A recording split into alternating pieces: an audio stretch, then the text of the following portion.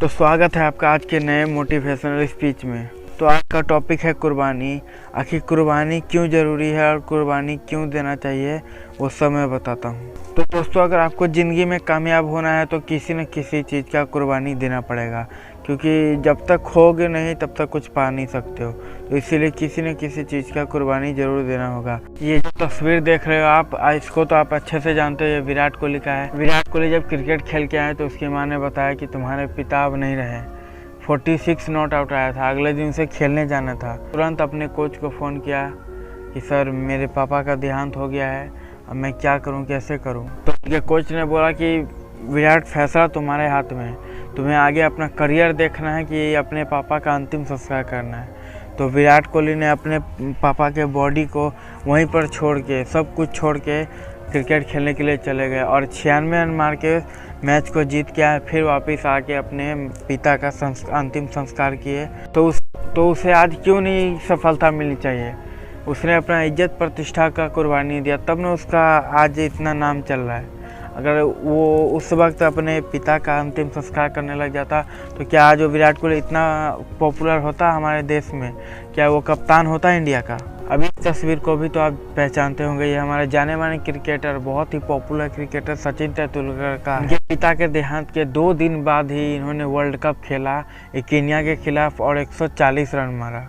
बस 2 दिन पहले उनके पिता का डेथ हुआ था। क्या वो इसे शोक में डूबे रहते कि उसके पिता की मृत्यु हो गई तो क्या वो आज इतना पॉपुलर हो पाते? तो जिंदगी में अगर कामयाब होना है तो कुछ न कुछ कुर्बानी देना पड़ेगा।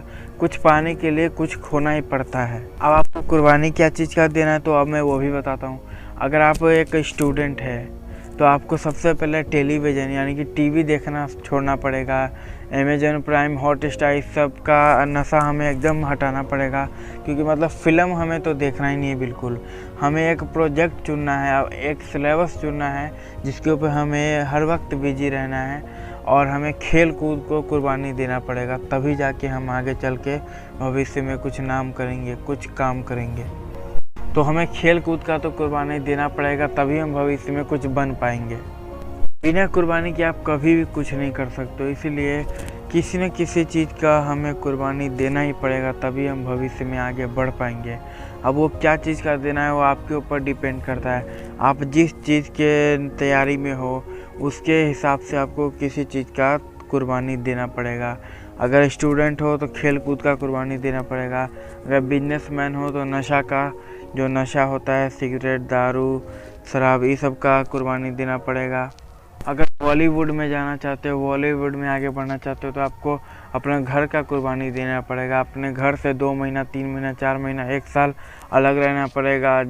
यही सब तो होना मुश्किल होता है, लेकिन हमें जब तक इस चीज़ का कुर्बानी नहीं देंगे तब तक हम आगे कभी नहीं बढ़ सकते हैं।